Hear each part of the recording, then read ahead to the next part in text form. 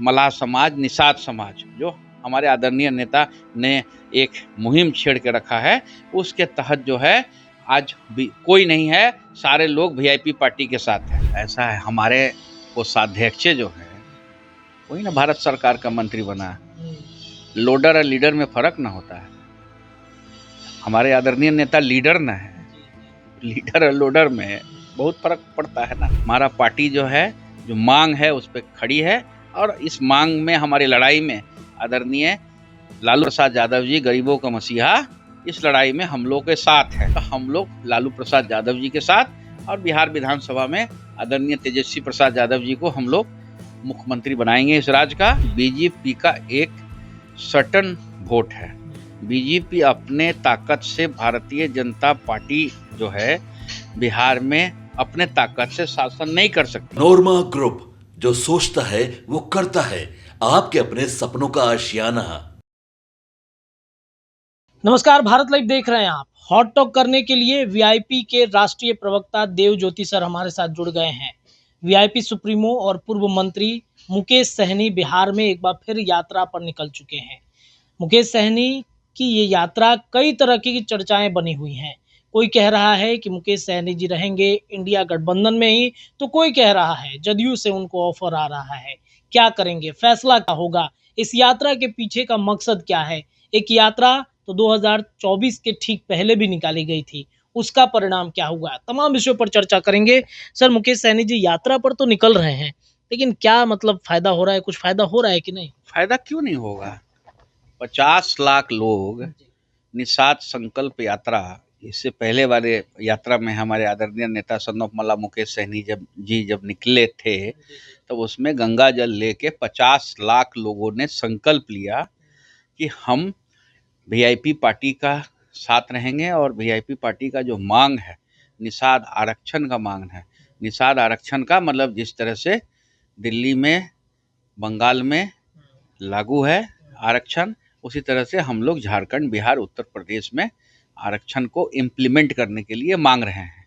तो ये घर घर तक मामला ये पहुंच चुका है। उत्तर प्रदेश में पूर्वांचल तक में पहुंच चुका है।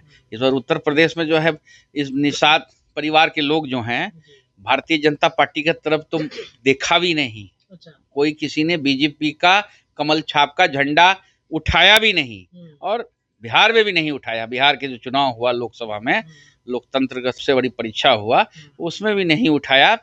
आज भाजपा का झंडा जो है, कोई निषाद परिवार का, मल्लाह परिवार का कोई भी व्यक्ति है, कोई उठा नहीं रहा है। यह सार्वजनिक हो चुका है, और लोग जान भी गया है कि अब जो है बीजेपी के साथ जो है, एनडीए के साथ जो है मल्लाह समाज, निषाद समाज, जो हमारे आदरणीय नेता ने एक मुहिम छेड़ के रखा है, उसके तहत जो है आज भी कोई नहीं है, सारे लोग वीआईपी पार्टी के साथ है। अच्छा, तो आप कह रहे हैं कि उन्होंने संकल्प दिलाया, कोई झंडा उठाने को तैयार नहीं है, तो बिहार में मुजफ्फरपुर और वो जो क्षेत्र है वहां पर बीजेपी की जीत हुई है, कैसे? देखिए, भारतीय जीत हार एक अलग चीज है। भारतीय जनता पार्टी ने अभी तक जवाब नहीं दिया कि 2019 में जो बिहार का जो चुनाव हुआ था और 2024 का जो चुनाव हुआ, उसमें भारतीय जनता पार्टी को 16 लाख वोट कम आया। 16 लाख वोट कम आया, 24 में कम आया 16 लाख। तो वो 16 लाख वोट बीजेपी को कम आया है, तो बीजेपी को पता है कि क्यों कम आया है, कहाँ से कम आया है, किसने वोट नहीं दिया है। तो ये टोटल आई वॉश है। आज के दिन में जब तक निषाद आरक्षण की लड़ाई हम लोग लड़ रहे हैं, निषाद आरक्षण केंद्र अगर नहीं लागू करेगी, तो हम लोग इसका एजिटेशन और तेज होगा। इसका अब आस्ते आस्ते हम लोग का पूर्वांचल के तरफ भी जो है, उत्तर प्रदेश में भी हमारे आदरणीय नेता सन ऑफ मल्ला मुकेश सहनी जी का कार्यक्रम हम जल्दी लगने वाला है। अच्छा, तो ये बताइए कि बिहार में कहा जा रहा है कि भारतीय जनता पार्टी एक्सपेरिमेंट कर रही है निषाद के वोटों को लेकर के। मुकेश सहनी अगर तैयार नहीं होंगे तो उनके पास भी बहुत विकल्प है।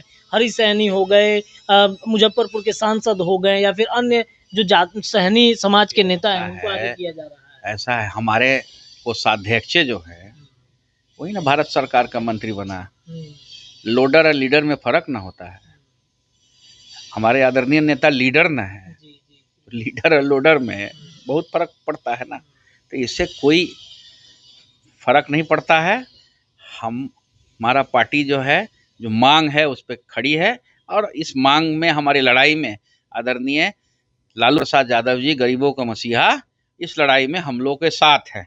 तो हम लोग लालू प्रसाद यादव जी के साथ, और बिहार विधानसभा में आदरणीय तेजस्वी प्रसाद यादव जी को हम लोग मुख्यमंत्री बनाएंगे इस राज्य का, और एक निषाद का बेटा, मल्लाह का बेटा जो है उप मुख्यमंत्री बनेगा 2025 का, जो बिहार में जंग होने वाला है। अरे महागठबंधन 2024 में मल्लाहों का कितना वोट बैंक आप लोगों ने अपने तरफ करवाया है? अगर किया होता तो शायद आज तेजस्वी यादव कुछ और ज्यादा सीट जीत कर आए होते, ऐसा नहीं लगता? नहीं, आप बात समझिए, उसमें कैलकुलेशन का चीज है कि बीजेपी का एक सर्टन वोट है। बीजेपी अपने ताकत से, भारतीय जनता पार्टी जो है बिहार में अपने ताकत से शासन नहीं कर सकती है, और भारतीय जनता पार्टी के साथ दिक्कत क्या है कि हमेशा उनको नीतीश कुमार जी का बैसाखी का सहारा लेना पड़ता है। बीजेपी क्यों नहीं अकेले बिना अलायंस का लड़के जो है अपना ताकत दिखाती है? महागठबंधन भी तो लेता है ना बैसाखी नहीं, साथ। बता रहे हैं महागठबंधन, वो हम अलग मुद्दा में है, हम फिर बताते हैं आपको। तो भारतीय जनता पार्टी तो दलित विरोधी पार्टी है और अति पिछड़ा का विरोधी पार्टी है। वो कभी भी जो है नहीं चाहता है कि अति पिछड़ा का और दलित का जो है कल्याण हो। अभी जिस तरह से आपका अररिया के सांसद जो हैं, जिस तरह से गंदा बात बोले, फिर से संविधान है, एक तरफ आदरणीय प्रधानमंत्री जी जीतते हैं बैसाखी की सरकार में, एक तरफ चंद्रबाबू नायडू जी का लाठी, एक तरफ आदरणीय नीतीश कुमार जी का लाठी, दोनों लाठी लेके प्रधानमंत्री बनने के बाद जो है चूमते हैं संविधान को, जो बाबा भीमराव अंबेडकर साहब ने जो संविधान को लिखा। और उसके बाद फिर जो है अररिया के सांसद जो हैं वो कहते हैं कि अगर अररिया में रहना है तो हिंदू बन के रहना पड़ेगा। आप सोचिए, फिर जो है संविधान के खिलाफ। लेकिन कोई भारतीय जनता पार्टी का कोई जो है उस सांसद पे किसी को औकात है कि वो एक्शन करे, उसको शो कॉज करे, जो देश को बांटने वाली बात करती है, जो एक धर्म को जो है अलग अलग करने की बात करती है, और संविधान को फिर धज्जी उड़ाया गया। बाबा भीमराव अंबेडकर साहब का जो संविधान था, उस संविधान के तहत वहाँ कहीं लिखा हुआ नहीं है कि भाई जिसको हिंदुस्तान में रहना है तो हिंदू बन के रहना पड़ेगा। तो फिर इन्होंने संविधान पे ये भारतीय जनता पार्टी के लोग जो है फिर थूका। इसका जवाब बीजेपी जो है अभी तक किसी ने शो कॉज नहीं किया। दुख की बात है। जिस तरह से गिरिराज सिंह जी घूम घूम के जो जहर उगल रहे हैं, क्योंकि भारतीय जनता पार्टी का शुरू से है कि राम नाम जपना, पराया माल अपना, यही लेके सत्ता में काबिज होना। तो बोलिए, फिर से संविधान है, एक तरफ आदरणीय प्रधानमंत्री जी जीतते हैं बैसाखी की सरकार में, एक तरफ चंद्रबाबू नायडू जी का लाठी, एक तरफ आदरणीय नीतीश कुमार जी का लाठी, दोनों लाठी लेके प्रधानमंत्री बनने के बाद जो है चूमते हैं संविधान को, जो बाबा भीमराव अंबेडकर साहब ने जो संविधान को लिखा। और उसके बाद फिर जो है अररिया के सांसद जो हैं वो कहते हैं कि अगर अररिया में रहना है तो हिंदू बन के रहना पड़ेगा। आप सोचिए, फिर जो है संविधान के खिलाफ।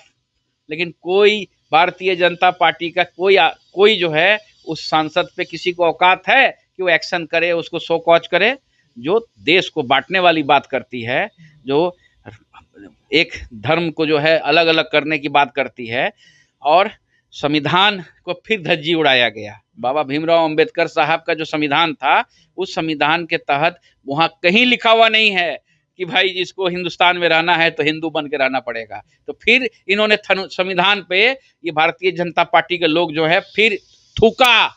इसका जवाब बीजेपी जो है अभी तक किसी ने शो कॉज नहीं किया। दुख की बात है। जिस तरह से गिरिराज सिंह जी घूम घूम के जो जहर उगल रहे हैं, क्योंकि भारतीय जनता पार्टी का शुरू से है कि राम नाम जपना, पराया माल अपना, यही लेके सत्ता में काबिज होना चाहती है। कमर तोड़ महंगाई, उस पर कुछ नहीं बोलना चाहती है। जिस तरह से आज के दिन में बेरोजगारी, उस पर कुछ नहीं बोलना चाहती है। तो भारतीय जनता पार्टी के तरफ जो है कोई भी जो अंबेडकर साहब को मानने वाले लोग हैं, बाबा भीमराव, कोई भारतीय जनता पार्टी के तरफ इस बार बिहार की जो विधानसभा होगा, झारखंड में भी जो चुनाव हो रहा है, कोई देखने वाला नहीं है, उसके तरफ देखेगा भी नहीं। मेरा ये बात को जो है रिकॉर्ड कर लीजिएगा, और झारखंड का चुनाव का रिजल्ट आएगा तो उस दिन ये बात को मिला लीजिएगा। तो ये माना जाए कि वीआईपी महागठबंधन के साथ ही लड़ेगी कहीं नहीं जा रही है। 100% महागठबंधन के साथ लड़ेगी। कितनी सीटों पर? वो सीट हम लोग सीट लोकसभा में भी नहीं मांगे थे आदरणीय लालू प्रसाद यादव जी से।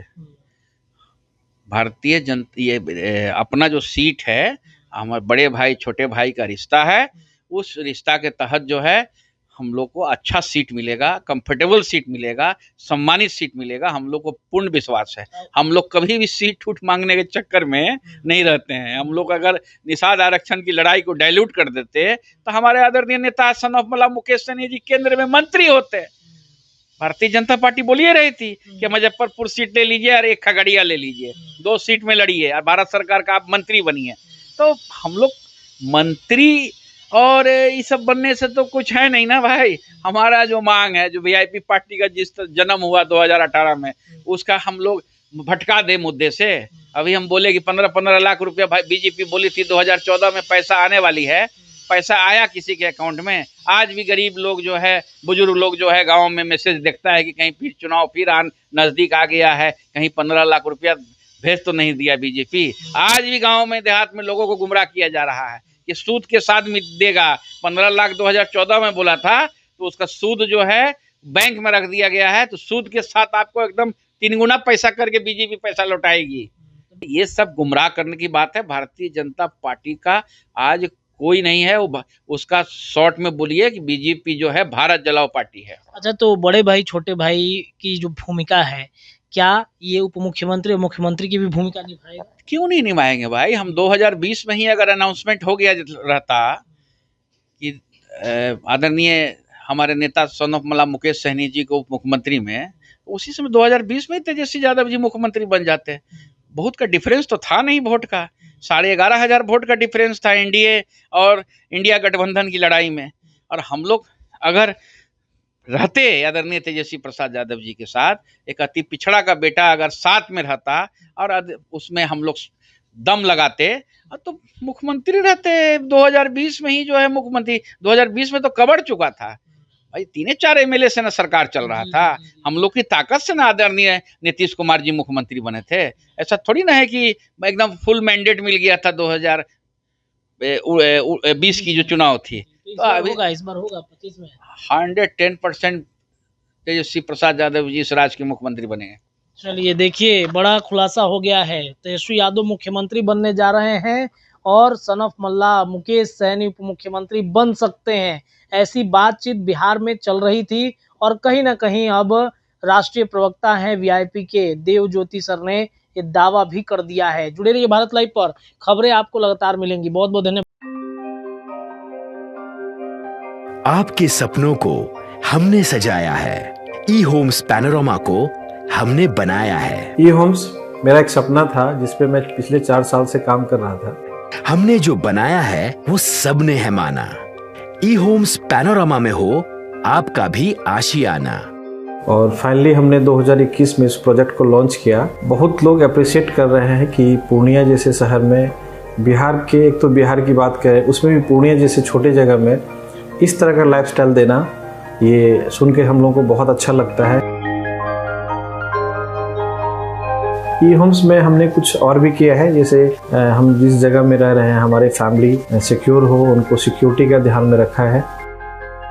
आपकी सुविधा और सुरक्षा आपके लिए खास है, ये आपका विश्वास है। इसमें आर्टिफिशियल इंटेलिजेंस का 7 लेयर सिक्योरिटी का हमने इस्तेमाल किया है। लस ग्रीन कैंपस को बनाया है। यदि हमारा बाउंड्री वाल है तो वो वर्टिकल गार्डन है।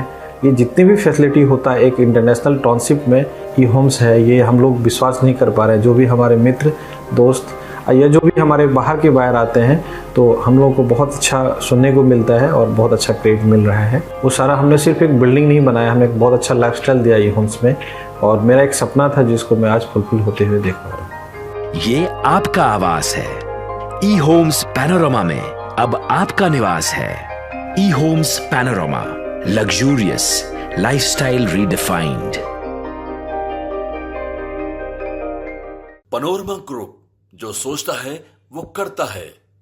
अगर ये वीडियो पसंद आई और वह बिहार के राजनीति और बिहारियत से सरोकार रखेनी तो सब्सक्राइब बटन दबा के चैनल के सब्सक्राइब कर ली। ओजे एगो घंटी बा, ओकरा बटन दबा देला से कुल सटीक और मारक खबर रुआ मुफ्त में मिल जाई। अगर रुआ पत्रकारिता के हमनी के नया प्रयोग में सहयोग कर चाहतानी तो ज्वाइन बटन दबा दी। पेटीएम नंबर नोट कर ली 9386816700। धन्यवाद।